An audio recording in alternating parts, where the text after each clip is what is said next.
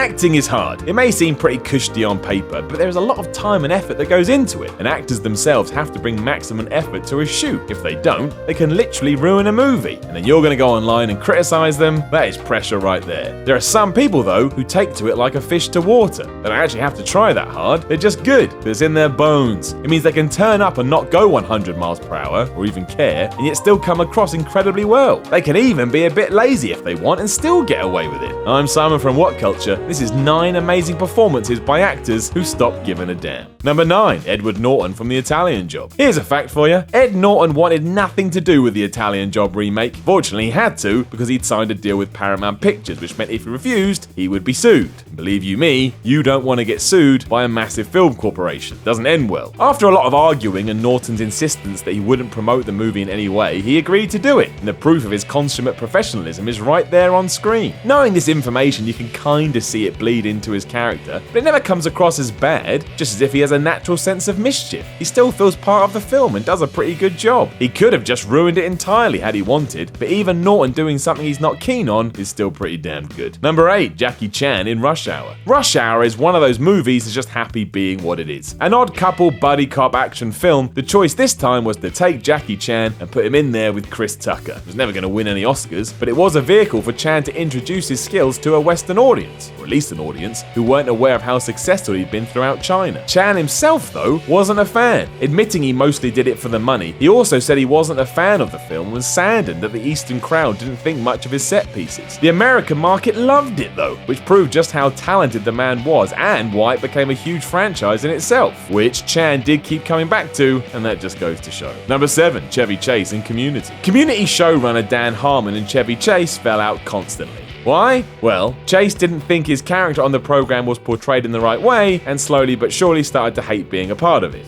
Which is nice. According to Harmon, if Chase didn't get his way, he would become childish, stepping over co-stars' dialogue and then ruining takes on purpose. Actor Joe McHale even said he didn't think Chase wanted to be there, to the point if Joel tried to perk him up, Chevy would try and fight him. That's genuinely weird. However, all this petulance is what made Chase's character appear so irritating and brilliant to watch. In an odd way, this passive aggressiveness added to the show, and a huge reason for that was because Chase didn't give a damn. That's some talent right there. Number 6, Alan Rickman from Robin Hood, Prince of Thieves. Robin Hood, Prince of Thieves was awful. The script sucked, Kevin Costner's accent was nuts, and it didn't do anything to sell me on the hero of Nottingham. Thankfully, it had Alan Rickman in it. Deciding to play the sheriff as the most camp individual to have ever walked the face of this earth, he assured everyone it was alright to take this movie as just a bit of fun. After all, if he was having fun, why shouldn't the audience? Rickman delivers all his lines with an over-the-top menace you can't help but love, and it even hides the terrible dialogue. It's a masterclass in how to make the best of anything, and he does so without even realizing it. Straight up master, and he will be missed. Number 5, Orson Welles from Transformers the movie. And no, we're not talking about the one with Shia LaBeouf and his hair. We are talking about the original animated version from 1986, which is just awesome. Surprisingly, it also features some damn good voiceover work from the one and only Orson Welles. Taking on the role of Unicron, a man-eating super planet, each line is delivered wonderfully, even though it's pretty clear Orson has no clue what he's saying or what the context is. The man himself even described it to his biographer as, "I play a planet and it's about some terrible robot toys from Japan that just changed from one thing to another." So he had no clue what he was doing, and yet it didn't faze him at all, which is even more impressive because he was in poor health at the time. Number 4, Alec Guinness in Star Wars. It's no secret that Alec Guinness was not a massive fan of his appearance as Obi-Wan Kenobi in Star Wars, reportedly despising the dialogue and feeling as if George Lucas didn't understand the characters he was writing for at all. He would complain about the production in letters to friends while filming, which isn't a good thing. You wouldn't have known by his performances though. He not only made Obi-Wan his own, but he dominated the entire franchise even though he's barely in it. Was a floating voice for much of it, or some weird ghost apparition. It's now one of his most fondly remembered roles too. Given his thoughts,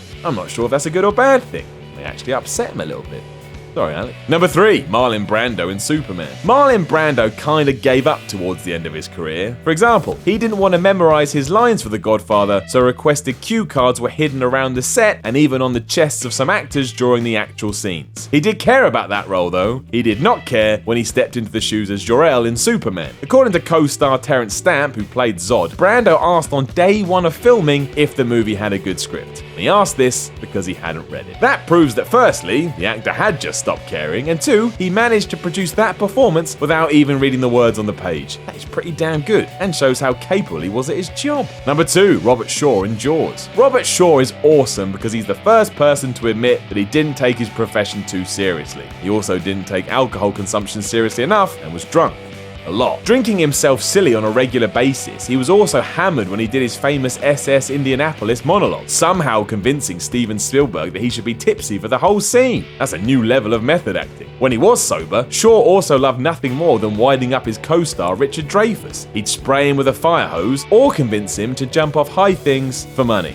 And yes, you heard that right. Clearly, he wasn't that concerned with his performance, and yet still turned in one of some merit. Not sure many people could do that. Number 1, Marlon Brando in Apocalypse Now. Just to underline that Marlon Brando did give up after a while, he pops up again here and in the number 1 spot. The onset animosity between Brando and directors Francis Ford Coppola is legendary. The tension was so high, there's even a documentary about it all. It all started when the Oscar winner turned up to play Colonel Kurtz, who was meant to be a lean and mean Green Beret, in horrendous shape. Furthermore, he didn't read anything to do with the movie and continually stopped production to question the script that he hadn't bothered to look at. And yet somehow, he turned in a legendary performance, and a large reason for this was Coppola. Dressing Brando in black and shooting him in shadowy lighting to hide his gut, he let him improvise until he had enough good stuff in the can. As soon as he was done, Coppola would just go to the editing suite and make it work. And he did make it work, and the movie is great, and it just kind of underlines that Brando had a special kind of laziness. Know of any other actors that stopped giving a damn? Let us know in the comments below, and then if you like, share and subscribe. You can even come tell me on Twitter at Simon316 or Whatculture at Whatculture. I'm Simon from Whatculture,